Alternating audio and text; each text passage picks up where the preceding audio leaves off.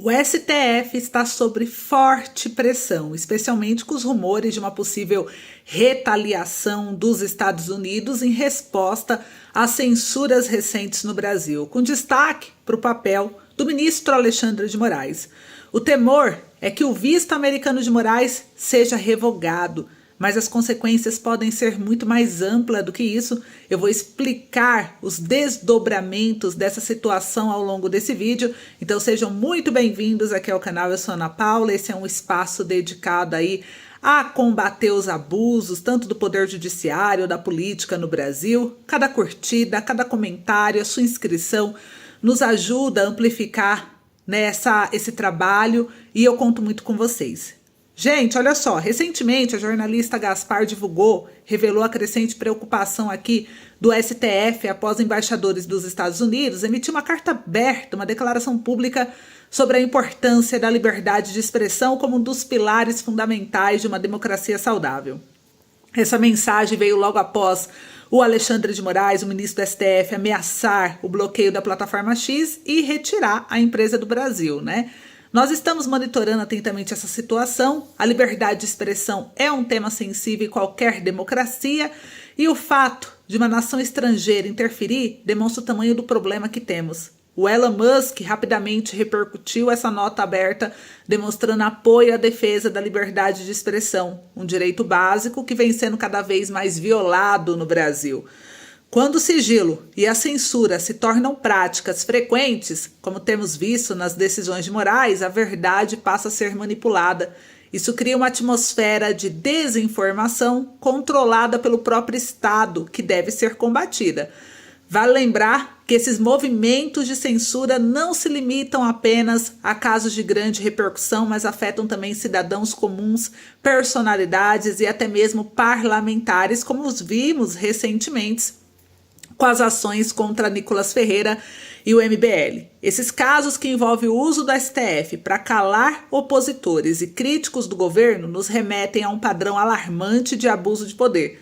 O Supremo, que deveria ser guardião da Constituição, tem sido protagonista em vários escândalos nos últimos anos, seja pelo caso dos inquéritos das fake news, que censurou vozes dissonantes sem o devido processo legal, seja pelas manobras de ministros que favorecem certos interesses políticos. Não podemos esquecer o impacto do caso envolvendo o ex-presidente Lula, que após ter suas condenações anuladas, deixou clara aí a influência política dentro da mais alta corte do nosso país. Essa interferência que levou à anulação de processos já julgados em várias instâncias é uma clara distorção dos princípios de justiça e equidade que o STF deveria garantir. Além disso, há aqui o incômodo cada vez mais visível entre os próprios membros do Judiciário. O recente descontentamento do ministro Luiz Fux em relação à decisão de Moraes de aplicar multas absurdas, até mesmo para os cidadãos brasileiros, para o uso da plataforma X, algo inédito até em regimes mais rígidos, é um exemplo claro das fraturas internas do STF. O fato do Moraes ter levado a decisão para a primeira turma, evitando o julgamento no plenário, apenas reforça o clima de desconfiança e arbitrariedade que vem tomando conta da corte.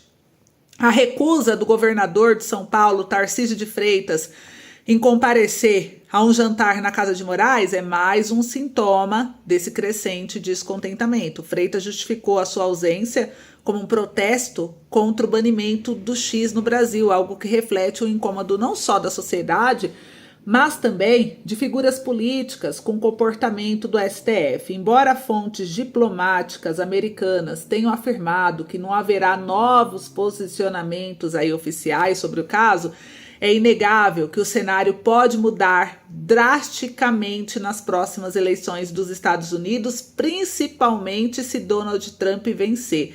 Se isso acontecer, não será surpresa se o governo americano adotar uma postura mais dura contra os membros do STF, bloqueando bens, restringindo a movimentação de figuras-chaves, como o próprio Moraes, sobre justificativa de violação de direitos humanos. E além da questão envolvendo a possível retaliação dos Estados Unidos, uma outra preocupação assombra a corte, que é a decisão iminente sobre a modulação dos efeitos da coisa julgada, Em outras palavras, os ministros estão aí discutindo sobre as revogações e já aprovaram, né, revogar sem prejuízo uma decisão já tomada. Isso levanta sérias questões sobre a segurança jurídica no país. Cadê a estabilidade do sistema judicial?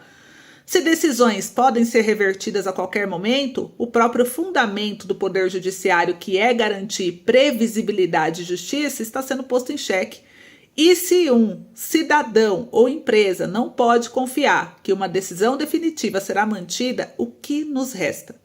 Uma total insegurança jurídica. Esse cenário nos leva a outro ponto.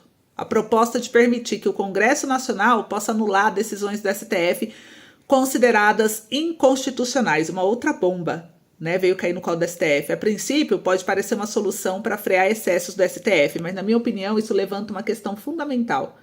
Se o Congresso, pensa aqui comigo, gente, vão comentando aí, se o Congresso ele pode simplesmente anular uma decisão do Supremo Tribunal, por que precisamos de STF?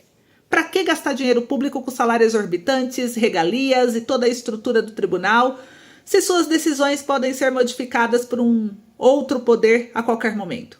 Isso enfraquece a própria existência do STF. Se o Congresso tiver esse poder, chegamos a uma situação paradoxal. A própria essência da Suprema Corte é ser o guardião da Constituição.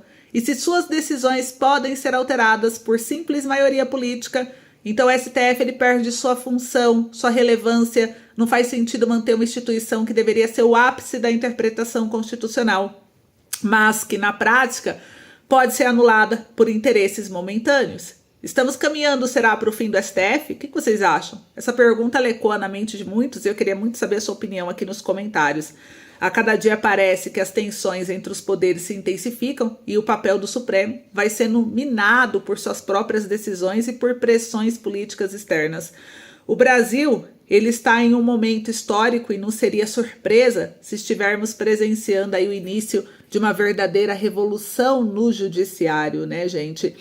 Algo aí que poderá redefinir completamente a estrutura dos três poderes no país. Vocês concordam com essa opinião? Eu vi aqui algumas matérias, né, essa decisão aí do Moraes sobre o bloqueio do X, os frequentes inquéritos sigilosos, essa sensação de que ministro tem utilizado seus cargos aí para fazer valer suas próprias agendas pessoais, são exemplos de como o STF ele tem perdido a confiança do público, do povo brasileiro e, como vocês viram, né, de outras nações. A modulação da coisa julgada ser aprovada será mais um golpe para essa confiança. E o risco de um colapso institucional, gente, isso é real, né? A pergunta que fica é: até quando o STF conseguirá manter a sua relevância? Né? E com isso voltamos à questão inicial. Estamos aqui presenciando uma mudança radical no Brasil, isso é um fato, está em todas as mídias. Isso pode culminar numa reestruturação do Supremo Tribunal Federal. A história está sendo escrita diante dos nossos olhos, gente, e o futuro do país parece incerto. O que é claro é que a confiança nas instituições nunca teve tão abalada como está ultimamente, né? E por isso é fundamental que continuemos atentos. Por isso é importante você acompanhar o nosso canal. Eu estarei aqui todos os dias acompanhando todas essas mudanças e trazendo para vocês a minha opinião com base nas reportagens, notícias que estão saindo e os riscos que o Brasil corre de punições, né, de nações importantes como os Estados Unidos por causa de decisões monocráticas como essas que o Alexandre de Moraes vem tomando. Então continue acompanhando, continue por dentro das notícias. Um beijo, eu te espero no próximo encontro. Até logo.